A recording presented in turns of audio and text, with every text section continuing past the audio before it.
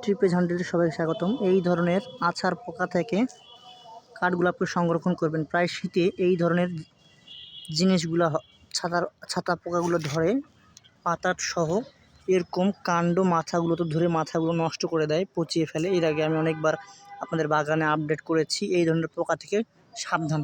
এই ধরনের পাতা হলে সুন্দর করে কেটে ছত্রাকনাশক লাগিয়ে দিবেন। দেখুন আমি সুন্দর করে এখন ডালটা কেটে দিচ্ছি। কেটে আমি ছত্রাকনাশক লাগিয়ে দেবো এবং এটা বাগান থেকে অনেক দূরে ফেলে দিবেন। দেখতে পাচ্ছেন ফাঙ্গিসাইড।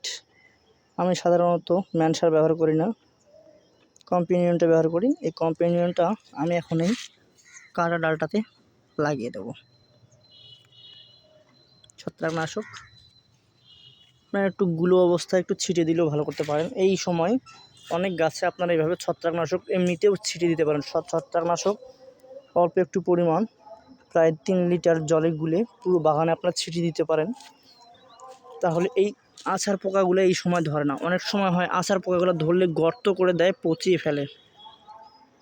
যেটার বাস্তব উদাহরণ কিন্তু আমার এই ডালটাতে যখন নতুন আনছিলাম এই জায়গাটা ধরছিল পোকাটা, ভিতর পর্যন্ত এর ভাইরাসটা পৌঁছে গেছিলো। পরে এটা কেটে ফেলেছি। সাইডে দেখুন কেটে